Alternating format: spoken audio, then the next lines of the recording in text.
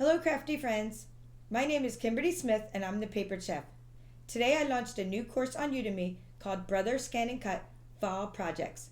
In this video, I'd like to share what you'll learn to make in that course. I hope you will register for the course. Once you do, the course never expires, and you have many options for taking it, both from a computer or you can download the course to a mobile device, and you can watch the videos as many times as you like. There are several modules in this course, and there are over 5 hours of hands-on project-based instructional videos. Let me get started by telling you the kinds of things that you're going to learn in the course, and then I'll share some specific projects. So when we use Canvas Workspace, the software that's free from Brother, you can then download the projects to any ScanNCut machine that you have. So this course is not machine specific, although I do show you how to get the projects from the software to the machine a couple of different times in the course. But you can just learn how to use the software and then apply it to whatever projects that you may be designing. So not only do I design things from the machine or from the software or from scratch, but I also teach you the skills so that you can solve problems that you have and just design your own projects with whichever size, measurements, and materials you have. So that's what you're really getting out of this course, is the skills to be able to apply what you learn to your specific paper crafting needs. My specific paper crafting needs are that I like to do a lot of gift giving, and especially in the fall season. It's a season of gratitude, right? So it's good to give random things as random acts of kindness. You give out little things like these treats that we'll be making, I'll talk about in a minute. It's nice to give out cards. It's nice to send Thanksgiving cards and things like that. And it's nice to make home decor. And of course, Halloween is always fun in the fall. It's just the season of gratitude, the season of giving. It's just a fun time to craft. One thing that I like about Canvas Workspace is there's already so many built-in designs for you. So I don't always start from scratch in this course. I sometimes use designs that are provided for us, and I show you how to modify them, cut them out, assemble them. And when there's already a video for something inside of Brother Canvas Workspace, then I just show you my spin on the project and show you and point to other resources that you can find. If it's an original project that I designed, then I show you everything from cutting to assembly to stamping to embellishing and everything. If I make a mistake, I keep on filming, although many of these modules were filmed many times over again because of differences in measurements in my experimentation. But you're going to get to see me work in real time in the software, and I'm going to walk you through every step of the way. How I organize my assets or my files, my shapes, and how I use the layers panel to keep things organized so that we know what colors to cut things in and what styles to use and etc. So for the first part of this course, which now I would like to share some of the things what we'll be creating. For the first part, I'm going to open up the STX 125E machine, but of course, if you have any STX model, you can follow on with this one part. There is a file that's built in, and I'm not sure if you know about this because it's not in my CM models of the machine, but there's this file and it's making a layered sunflower. So just to get us warmed up with the machine, I'll call it a warm-up exercise, we're gonna create these with designer series paper and layer up some sunflowers and assemble them and just get started by doing something that's built into the machine. After the sunflower project, we're going to transition over to the Canvas Workspace software. I explain the difference between the online version of Canvas Workspace and what you would use that for versus the computer-based version of Canvas Workspace that we'll be using in this course. I show you how to download that free software, show you which version I'm using, how to check which version you have, and then we get right into using projects that are built into Canvas Workspace that Brother has provided us. I love the built-in projects, and I just resize them or recolor them to fit my needs. And I put my own little spin on them. Like, for example, I stamped the sign instead of using the thanks that Brother provided. But I show you how I did this and how I assembled it. And there's also lots of resources from Brother on how to assemble some of their built-in projects. I even show you what I put inside. This project in particular is called the Thanksgiving Gift Box project, and it's part of the Brother Canvas project collection. Canvas Workspace project collection. Another thing that's built into Canvas Workspace are these monster candy sleeves. They're super adorable, and you don't even need to put candy inside them. You can use them as little table tents or home decor. You can slip a lot of things in the side. They hold a lot. And you can put, I put stickers and different things in them, candy corns. You can fit lollipops in them. I explain in this section where I created these, and you see that I created many more that are already being used and they're already gone. But I show you all the different colors and the different variations of these and what I'm using these for, the Little Monster Project. So if you're not even into Halloween, there's so many other purposes for some of these little cute Halloween things. After we work in the Canvas workspace, with this Canvas workspace built-in projects, I share how to create a project from scratch using some shapes and then some welding techniques. That's when you take shapes and you put them together. So for example, this tag treat project, I'm not sure how well we're going to be there. We will show this, I will show this closer up in the course. But these are tag treats. I've been creating these for craft fairs and for gift giving for many years using punches. That's how I create tag treats typically. But in this case, I took circles, several circles, and welded them together to make the top of a tag and another shape with that. And then I show you how to create score lines and how to create the folds to fold the bottom, how to create the wrap and the score lines and the specific measurements for this. And then you can watch me stamp. I show you how to make the oval shapes, and then you can watch me stamp them and assemble them, and I even have little trinkets on them and how I use the thread, and I explain how to make the ribbon hole. And if you're not using thread like I am, you can make the holes bigger for whatever kind of ribbon you're using. So the skills that you're going to learn are widely applicable to whatever size you want to make these for, whatever you're going to be using them for. You can customize these to whatever size gift you want to put inside. So that's called the Tag Treat Project. And you'll see that I have many examples of tag treats on my YouTube channel, but this is the first time that I've designed it from scratch using the Brother Canvas Workspace software. After that, I take you to my very favorite site on the internet for SVG files. It is called Template Maker. You actually make templates that are so easy to work with. You customize templates. You don't actually make them, you customize them. So, for example, we're going to be creating nestable trays. So this could be a basket, though. This doesn't have to be a tray. And it's nestable because it's at a little bit of an angle, so you can stack these inside each other. And I'm using different types of Stampin' Up! Designer Series paper because I am a Stampin' Up! Demonstrator, and I love using coordinating papers and cardstock. I even show you some cards inside and some things that I designed to put inside.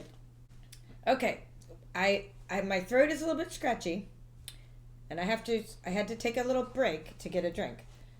As you can imagine, developing a course and re-recording lots of videos made my voice get a little strained. Okay, so these are nestable trays.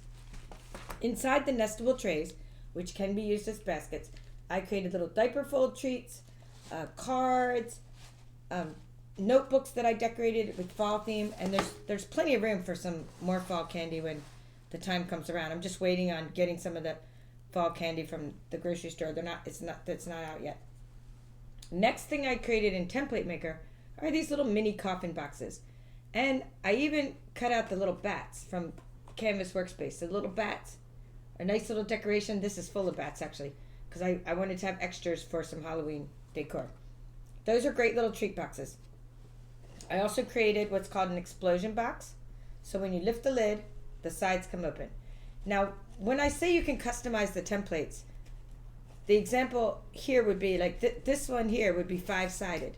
And you could customize how high you want the box itself, how high you want the lid, how much clearance or how loose you want the lid to fit on the bottom of the box, and things like that. So how deep, how wide, how tall.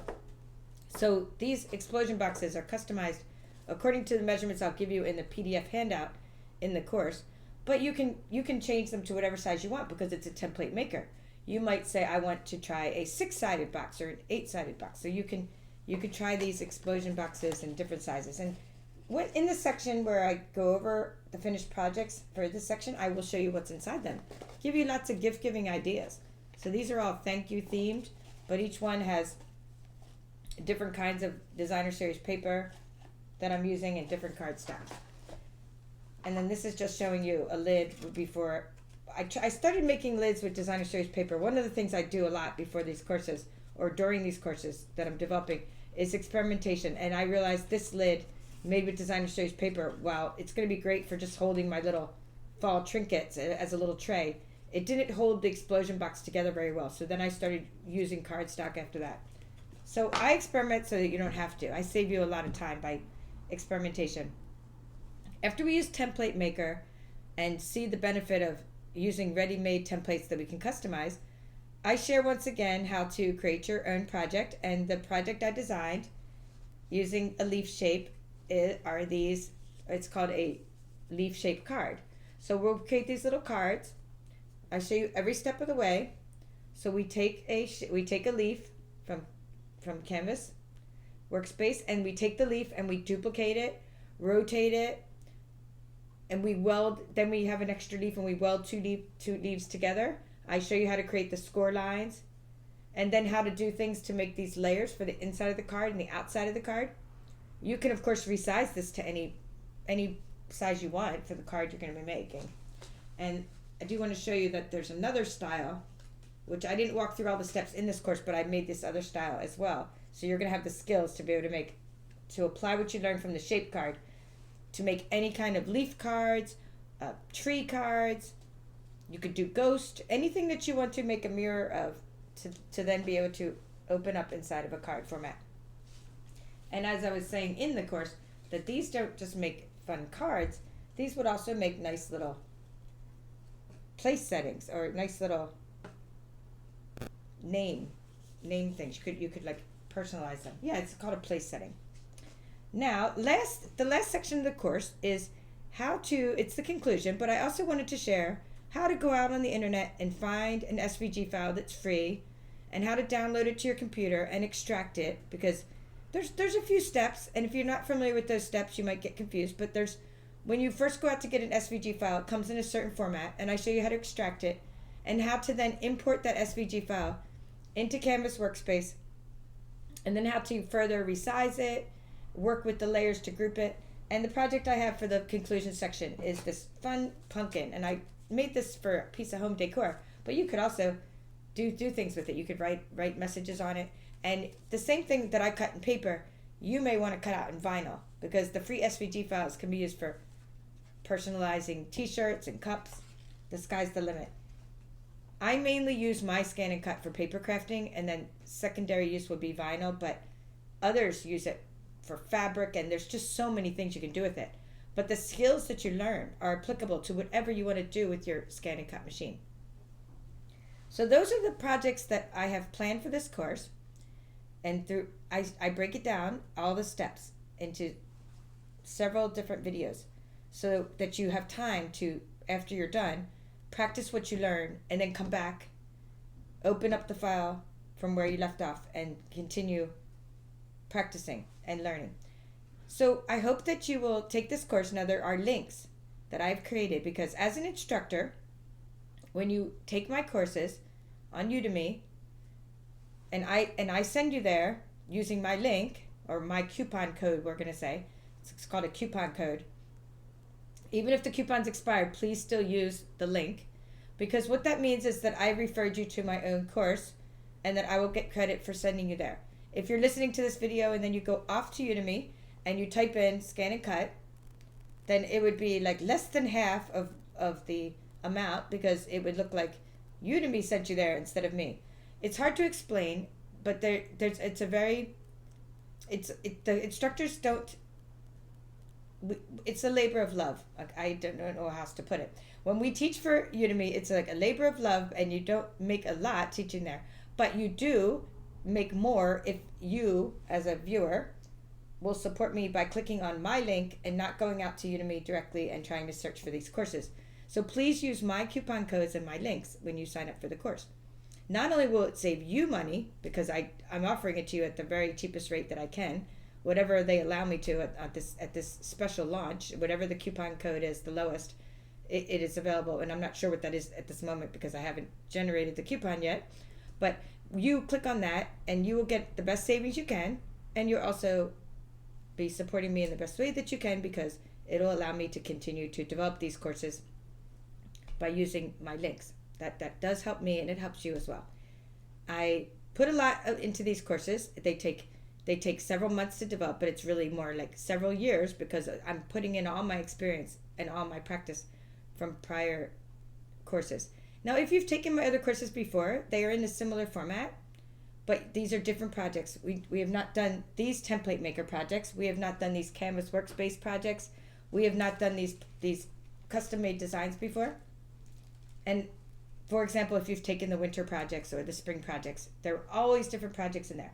And if you like this, go take the other ones, even if it's not that season, because you're going to learn skills that will help you. And I also have what's called the Canvas Workspace A to Z course. That's my most intense course of all my courses, because it goes through all of the different settings of the software. Not all. We never want to use the word all, but it goes through most of the settings of the software. So I hope to see you in my course on Udemy and back here on my YouTube channel, where I will continue to teach you ScanNCut tutorials as I create them. Thank you for your ongoing support. Thank you for watching. See you soon. This is the Papered Chef.